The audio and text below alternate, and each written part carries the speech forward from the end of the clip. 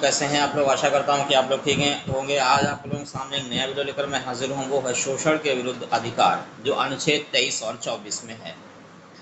मानव दुर्व्यापार या बाल श्रम का प्रतिषेध। अनुच्छेद 23 मानव का दुर्व्यापार और बेगार तथा इसी प्रकार के अन्य बालाश्रम को प्रतिषिद्ध करता है। यह अनुच्छेद यह भी कहता है कि इस उपबंध का कोई उल्लंघन अपराध होगा और विधि के अनुसार दंडनीय होगा। अनुच्छेद 23 को व्यक्ति न केवल राज्य के विरुद्ध संरक्षण प्रदान करता है वरन प्राइवेट व्यक्तियों के विरुद्ध भी संरक्षण प्रदान करता है।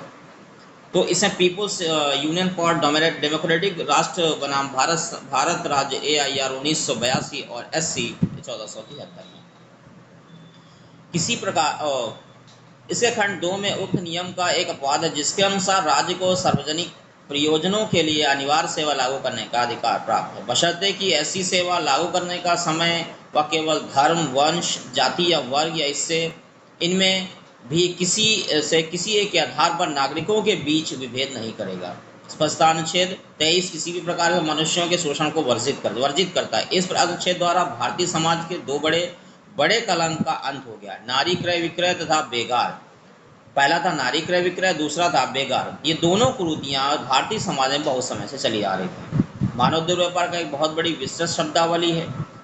इसमें केवल मनुष्यों या स्त्रियों का वस्तुओं की भांति क्रय विक्रय ही शामिल नहीं है, वरन इसमें स्त्रियों और बच्चों का अनैतिक व्यापार करना और इसी प्रकार के अन्य प्रयोजनों के लिए प्रयोग करना भी शामिल है।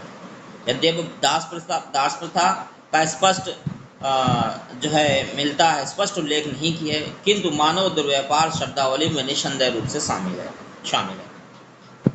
यानी ये दुबर गोयल बनाम भारत संघ 1952 कलकत्ता 496 के मामले में अनुच्छेद 35 के अंतर्गत संसद को इस अनुच्छेद द्वारा वर्जित कार्यों के लिए करने के लिए कानून बनाकर दंड देने की व्यवस्था करने की शक्ति है। अपनी इस शक्ति के प्रयोग में संसद ने स्त्री लड़की अनैतिक व्यापार दमन संशोधन अधिनियम 1986 पारित किया। इस अधिनियम के अधीन मानव दुर्व्यापार एक दंडनीय अपराध है। यानी मानव दुर्व्यापार यानी मानव की तस्करी करना एक दंडनीय अपराध है। ये 1986 में अधिनियम 1986 पारित किया था। अनुच्छेद 23 का संरक्षण नागरिकों अनागरिकों दोनों प्रकार के व्यक्तियों को प्राप्त है। इस अनुच्छेद द्वारा केवल बेगार ही नहीं बल्कि अन्य इसी प्रकार के बलपूर्वक लिए जाने वाले श्रम का प्रतिषेध किया गया है। भारतीय समाज में जमींदार, राजा, नवाब या अन्य शक्तिशाली या समृद्ध लोग कमजोर या गरीबों से बेगार कराते थे, उन्हें मजदूरी भी नहीं देते थे। निधनता के कारण लोग धन की लालच में मनुष्यों का क्रय विक्रय भी किया करते थे। वस्तुतः इस अमानवीय प्रथाओं को दूर करना अत्यंत आवश्यक था, इसीलिए संविधान में उपबंधों का समावेश किया गया। People's Union for Democratic Right Bharat संघ के मामले में उच्चतम न्यायालय ने अनुच्छेद 23 के क्षेत्र को पर्याप्त विस्तृत कर दिया। न्यायालय ने निर्णय दिया कि बेगार से तात्पर्य ऐसे काम या सेवाओं से हैं जिसे किसी व्यक्ति से बलपूर्वक बालाश्रम बिना पारिश्रम दिए लिया जाता है। अनुच्छेद 23 केवल बेगार को ही नहीं बल्कि इसी प्रकार के सभी बलपूर्वक किए जाने वाले कार्य को भी वर्जित करता है, नहीं रोकता है। वर्जित मतलब होता है रोकता है, क्योंकि इसमें मानव की प्रतिष्ठा एवं गरिमा का पर आघात पहुंचता है। अनुच्छेद 23 प्रत्येक प्रकार के बालाश्रम यानी फोर्स लेबर को वर्जित करता है, यानी किसी प्रकार के जबरदस्ती काम कराने की प्रवृत्ति को रोकता है अनुच्छेद 23।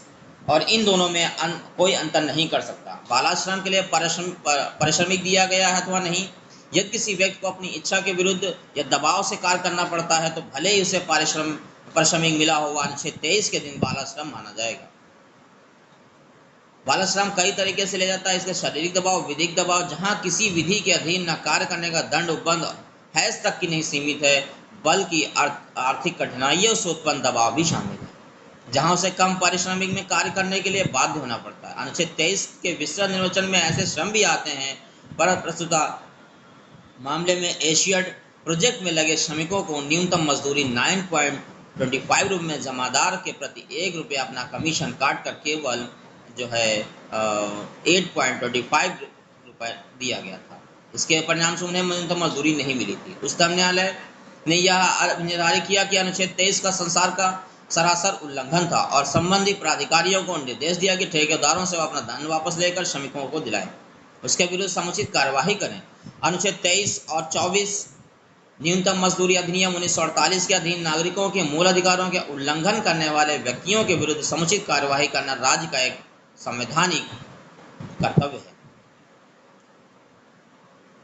दीना बनाम भारत संघ के मामले में अनिर्धारित किया गया कि उचित पारिश्रमिक दिए गए बिना कैदियों का से काम कराना बालाश्रम है और उन्हें उससे अनुच्छेद 23 का उल्लंघन होता। कैदियों को अपने काम के लिए उचित मजदूरी पाने का हक है और न्यायालय का उनके दबाव को लागू करने का कर्तव्य है।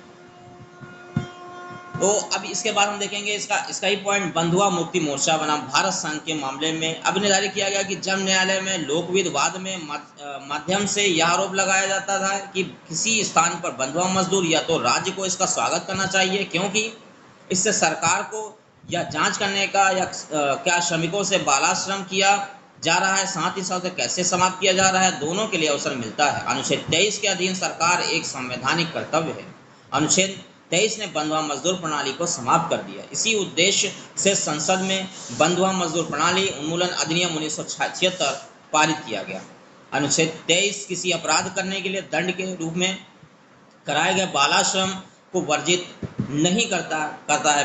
बेगार में व्यक्ति अपनी इच्छा के विरुद्ध कार्य करता है। इसका अर्थ यह है कि यदि कोई व्यक्ति स्वेच्छा से अतिरिक्त कार्य यानी एक्स्ट्रा वर्क करता है तो बेगार या बालाश्रम नहीं है। दुबर गोयल बनाम भारत संघ के मामले में पिटिशनरों को हवाला रेलवे स्टेशन में कुली का कार्य करने के लिए लाइसेंस मिला था। पिटिशनरों ने स्वेच्छा से रेलवे प्रशासन के लिए 2 घंटे अतिरिक्त कार्य करने की संविदा की थी। इस अतिरिक्त कार्य करने में उन्हें पारिश्रमिक भी मिलता था। पिटिशनरों के उक्त संविदा की वैधता को चुनौती दी और न्यायालय में प्रार्थना की रेलवे प्रशासन को उन्हें बेगार या बालाश्रम लेने के लिए मजबूर करने के लिए रोक दें। कलकत्ता उच्च न्यायालय ने अभिजारी किया कि पिटिशनरों का कार्य अनुच्छेद 23 के अर्थ में बेगार या बालाश्रम नहीं माना जा सकता। अतः उस संविदा वैध है चूंकि पिटिशनर स्वेच्छा से अधिक कार्य करने की संविदा की, अतः उनका कार्य बालाश्रम या बेगार नहीं है। लाइसेंस अवैध नहीं है, ना ही उन्हें कोई दबाव का तत्व है।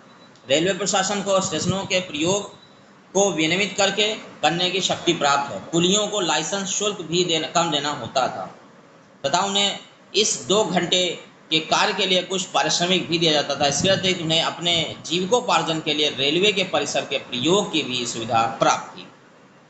अब इसी का अगला पॉइंट है लोकहित में अनिवार्य सेवा वर्जित नहीं है। अनुच्छेद 23 खंड 2 में सामान्य नियम एक अपवाद है। इसके अंतर्गत राज्यों को सार्वजनिक प्रयोजन के लिए अनिवार्य सेवाएं लागू करने की शक्ति प्राप्त है और राज्य ऐसे कार्य करने के लिए किसी व्यक्ति को बाध्य कर सकता है, किंतु शर्त या इस प्रकार की सार्वजनिक अनिवार्य सेवाओं को लागू करने में धर्म, वर्ण, जाति या वर्ग के आधार पर विभेद न करें। उदाहरण के लिए राज्य अनिवार्य सैनिक सेवा एवं सामाजिक सेवाएं ले सकता है क्योंकि इस प्रकार की सेवाएं ना तो बेकार है और ना ही मानव व्यापार है। इसी आगे हम देखेंगे बालक को संकटपूर्ण नियोजनों से लगाने का प्रतिषेध। अनुच्छेद 24 14 वर्ष से कम आयु के बालक किसी कारखाने या किसी अन्य जोखिम भरे कार्यों में लगाने पर प्रतिषेध करता है। इस अनुच्छेद का उद्देश्य कम आयु के बच्चों के स्वास्थ्य की रक्षा करना है। वस्तुतः बच्चे देश के भावी नागरिक हैं, इसलिए संविधान के अनुच्छेद 39 द्वारा राज्य या कर्तव्य अधिरोपित किया गया कि देशवासियों के स्वास्थ्य और कार्य क्षमता को सुरक्षित रखे और इस बात का ध्यान रखे कि आर्थिक आवश्यकता से मजबूर होना, अपनी आय एवं शारीरिक क्षमता को भी हानि पहुंचाने वाले पेशे को न अपनाएं। राज्य ने अपने इस कर्तव्य के पालन में बाल नियोजक अधिनियम 1938 और बाल श्रम गिरवीकरण अधिनियम 1933, बाल श्रम प्रतिषेध और विनिमय अधिनियम 1986 पारित किया। बालक नियोजन अधिनियम 1938 14 वर्ष से कम आयु वाले बच्चों को रेलवे अन्य यातायात संबंधी कामों में नियुक्त करने का प्रतिषेध करता है। भारतीय कारखाना अधिनियम 1948, खान अधिनियम 1952, वाणिज्य पोत परिवहन अधिनियम 1958, मोहर परिवहन कर्मकार अधिनियम 1961, बागान श्रम अधिनियम 1951, बीड़ी तथा सिगार कर्मकार नियोजन की शर्तें अधिनियम 1966, शिशु अधिनियम 1961 कारखानों और खानों में 14 वर्ष के बच्चों की नियुक्ति करने का प्रतिषेध करता है। People's Union for Democratic Right Bharat संघ के मामले में तर्क दिया गया कि भवन निर्माण कारखाने एम्प्लॉयमेंट ऑफ चिल्ड्रन एक्ट 1939 लागू नहीं होता क्योंकि अधिनियम की सूची में निर्माण कार्य का उल्लेख नहीं किया गया। उस समय उक्त तर्क को अस्वीकार करते हुए निर्णय दिया कि भवन निर्माण कार्य अनुच्छेद 24 के अंतर्गत एक जोखिम वाला कार्य है, अतः उनमें 14 वर्ष के बच्चों को नियोजित नहीं किया जा सकता, भले ही उनका उल्लेख अधिनियम की अनुसूची में न किया गया। न्यायाधिपति श्री भगवती ने इस बात पर दुख प्रकट करते हुए कहा राज्य सरकार को सलाह दिया जाए कि भवन निर्माण कार्य को अधिनियम में शामिल करने के लिए शीघ्र कदम उठाएं और इसे सुनिश्चित करें कि अनुच्छेद 24 के संवैधानिक आदेश का देश के किसी भी भाग में उल्लंघन न किया जाए। इसी प्रकार labours working on Salal hydro project बनाम जम्मू एंड कश्मीर राज्य के मामले में People's Union for Democratic Right के मामले में विनिश्चय को पुष्ट करते हुए कहा गया कि निर्माण कार्य एक जोखिम वाला कार्य है, अतः 14 वर्ष से कम आयु के बालकों को उनके नियोजित कार्य नहीं किया जा सकता है। इसी के मामले में और एक हम केस को स्टडी कर लेते हैं। एस.सी. मेहता बनाम तमिलनाडु राज्य के ऐतिहासिक महत्व के निर्णय में उच्चतम न्यायालय ने अभी निर्धारित किया कि 14 वर्ष से कम आयु के बालकों किसी कारखानों या खान या अन्य संकटपूर्ण कार्यों में नियोजित नहीं किया जा सकता है। प्रस्तुत मामले में सामाजिक कार्यकर्ता और अभिवक्ता श्री एस.सी. मेहता ने लोक विवाद फाइल करके दक्षिण भारत के शिवकाशी में दिया सलाई और पटाखा बनाने वाले कारखानों में हजारों की संख्या में कार्य करके बालों की दयनीय स्थिति को न्यायालय का ध्यान आकर्षित किया और यह निवेदन किया कि न्यायालय बालकों के कल्याण के लिए बनाए गए विभिन्न अधिनियमों के क्रियान्वयन के लिए सरकार को समुचित निर्देश दे। न्यायालय ने ऐसे बालकों के संरक्षण के लिए निम्नलिखित मार्गदर्शक सिद्धांत विहित किया है। पहला पॉइंट इसमें हम देखेंगे, न्यायालय ने निर्देश दिया कि बाल श्रम पुनर्वास कल्याण निधि की स्थापना की जाए, जिसमें नियोजक प्रति बालक के लिए 20,000 रुपये प्रतिकार के रूप में जमा कर जिसका प्रयोग उनके पुनर्वास के लिए किया जाए। सेकेंड पॉइंट देखेंगे, नियोजक का दायित्व बालकों को कार्य से मुक्त करने के पश्चात समाप्त नहीं होगा, बल्कि सरकार को यह निर्देश दिया गया कि वह सुनिश्चित करे बालक के परिवार के एक वयस्क को कारखाने में अन्यंत्र उनके बदले नौकरी दी जाए। तीसरा पॉइंट देखें, उन मामलों में जहां एक वैकल्पिक काम देना संभव नहीं है वहां समुचित सरकार अपने अंशदान के रूप में बाल कल्याण कोष में हर बालक के खाते में जहां वह कार्यरत है 5,000 रुपये जमा करेगी। चौथा पॉइंट देखेंगे, वयस्क काम पाने पर बालक को काम से हटा लेगा। यदि वयस्क को काम नहीं मिलता तो भी संरक्षक को यह देखना होगा कि कार्य से मुक्त करके बालक को शिक्षा प्राप्त करने के लिए भेजे और 25,000 रुपये की रकम पर मिले ब्याज से बालक की शिक्षा का खर्च 14 वर्ष की आयु तक चलाए। केंद्रीय सरकार की बाल श्रम नीति के अनुसार न्यायालय ने 9 कारखानों को निर्देश किया जहां इन निर्देशों को सबसे पहले लागू किया गया चाहिए। वे शिवकाशी मैच फैक्ट्री तमिलनाडु, हीरे तराशने के गुजरात के कारखाने, फिरोजाबाद के शीशे के कारखाने, मुरादाबाद के तांबे के बर्तन बनाने के कारखाने, मिर्जापुर भदोही के कालीन के कारखाने, अलीगढ़ के ताला बनाने के कारखाने, स्टेट कारखाना मनकापुर और मंदसौर के कारखाने। ये 5वां पॉइंट हो गया। छठा पॉइंट देखेंगे, उक्त रकम जिले में रखी जाएगी और जिलाधीश इंस्पेक्टर के कार्य पर निगरानी रखेगा। इसके लिए समुचित सरकार श्रम विभाग के पृथक सेल की स्थापना करेगी। 7वां पॉइंट देखेंगे, न्यायालय ने श्रम मंत्रालय के सचिव को निर्देश दिया कि वे 1 मास के अंदर उपयुक्त निर्देशों के पालन किए जाने के संबंध में शपथ पत्र फाइल करें। 8वां पॉइंट, जहां तक खतरे में रहित कारखानों का प्रश्न है, न्यायालय ने निर्देश दिया कि सरकार यह देखें कि बालकों की कार्य की अवधि 4 से 6 घंटे से अधिक न हो और वह प्रत्येक 2 घंटे शिक्षा प्राप्त करें। शिक्षा का पूरा व्यय नियोजक वहन करेंगे। न्यायालय का उक्त निर्णय स्वागत योग्य है। इस फलस्वरूप बालकों की स्थिति में सुधार भी हो सकता है। अगर आपको वीडियो अच्छी लगे तो इस वीडियो को ज़्यादा से ज़्यादा शेयर करें, लाइक करें। हमारे चैनल पर नए हो तो हमारे चैनल को सब्सक्राइब करें। ये वीडियो बनाने का मकसद ये था कि आजकल जो बाल श्रम मजदूरी कराई जा रही है बच्चों से, तो उसको वो कम से कम रुके और बच्चों को पढ़ने की तरफ जो है उभारा जा सके।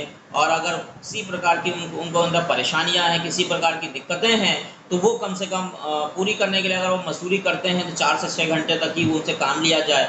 बाकी जो 2 घंटे हैं उनकी पढ़ाई पर भी ध्यान दिया जाए और उसका सारा खर्च जो मालिक होगा उसका वो देखेगा। और ये बहुत ज़रूरी है, एक सभ्य समाज को बनाने के लिए शिक्षा बहुत ज़रूरी है। अगर ये आपको वीडियो हमारी अच्छी लगे तो इस वीडियो को शेयर करें, लाइक करें। हमारे चैनल पर नए हो तो हमारे चैनल को सब्सक्राइब करें।